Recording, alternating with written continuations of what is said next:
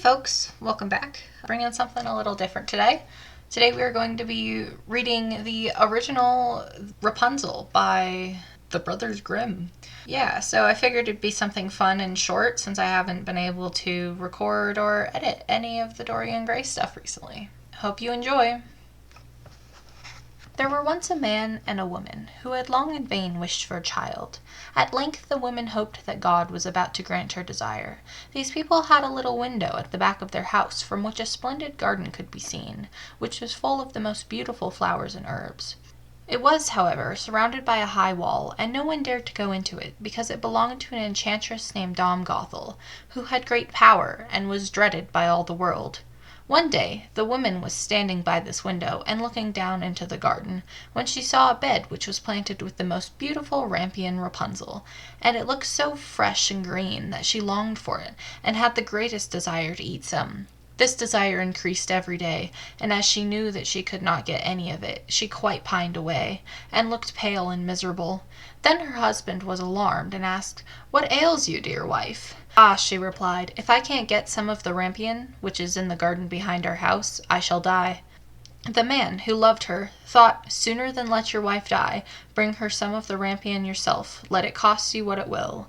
In the twilight of the evening, he clambered down over the wall into the garden of the enchantress, hastily clutched a handful of rampion, and took it to his wife. She at once made herself a salad of it, and ate it with much delight. She, however, liked it so much, so very much, that the next day she longed for it 3 times as much as before. If he was to have any rest, her husband must once more descend into the garden. In the gloom of evening, therefore, he let himself down again. But when he had clambered down the wall, he was terribly afraid, for he saw the enchantress standing before him. "How can you dare," said she with an angry look, "to descend into my garden and steal my rampion like a thief? You shall suffer for it."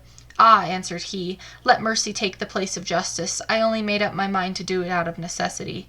My wife saw your rampion from the window, and felt such a longing for it that she would have died if she had not got some to eat."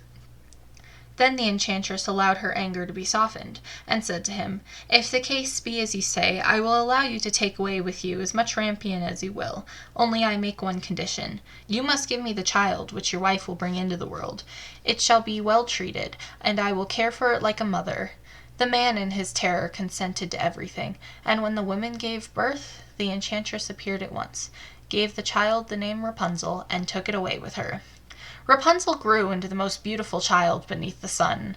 When she was 12 years old, the enchantress shut her into a tower, which lay in a forest, and had neither stairs nor door, but quite at the top was a little window. When the enchantress wanted to go in, she placed herself beneath it and cried, "Rapunzel, Rapunzel, let down your hair to me."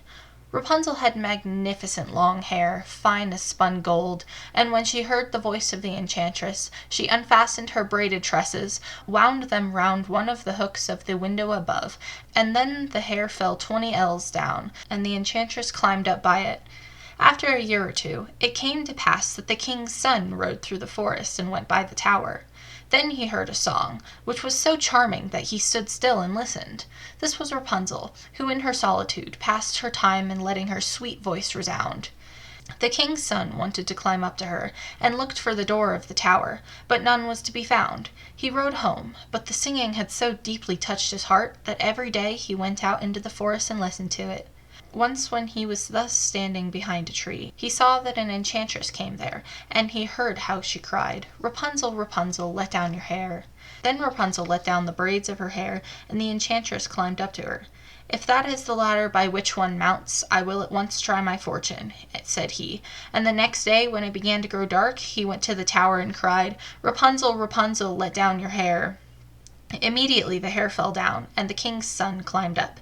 At first Rapunzel was terribly frightened when a man such as her eyes had never yet beheld came to her, but the king's son began to talk to her quite like a friend, and told her that his heart had been so stirred that it had let him have no rest, and he had been forced to see her. Then Rapunzel lost her fear, and when he asked her if she would take him for her husband, and she saw that he was young and handsome, she thought, He will love me more than old Dom Gothel does." And she said yes, and laid her hand in his. She said, "I will willingly go away with you, but I do not know how to get down. Bring with you a skein of silk every time that you come, and I will weave a ladder with it, and when that is ready I will descend, and you will take me on your horse."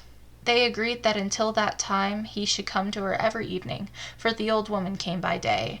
The enchantress remarked nothing of this, until once Rapunzel said to her, "Tell me, Dom Gothel, how it happens that you are so much heavier for me to draw up than the young king's son. He is with me in hardly a minute."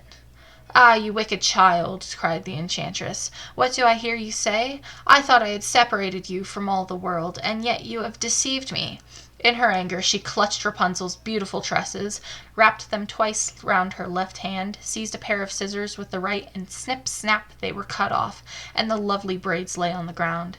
And she was so pitiless that she took poor Rapunzel into a desert, where she had to live in great grief and misery.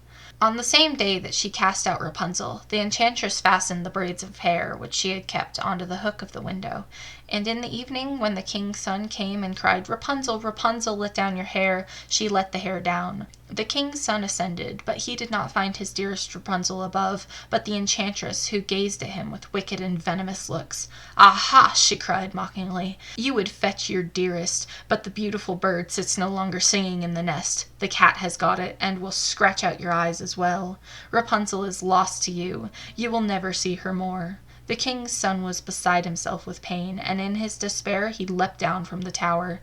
He escaped with his life, but the thorns into which he fell pierced his eyes. Then he wandered quite blind around the forest, ate nothing but roots and berries, and did nothing but lament and weep over the loss of his dearest wife. Thus he roamed about in misery for some years, and at length came to the desert where Rapunzel, with the twins to which she had given birth, a boy and a girl, lived in wretchedness. He heard a voice, and it seemed so familiar to him that he went towards it, and when he approached, Rapunzel knew him and embraced him and wept. 2 of her tears wetted his eyes, and they grew clear again, and he could see with them as before.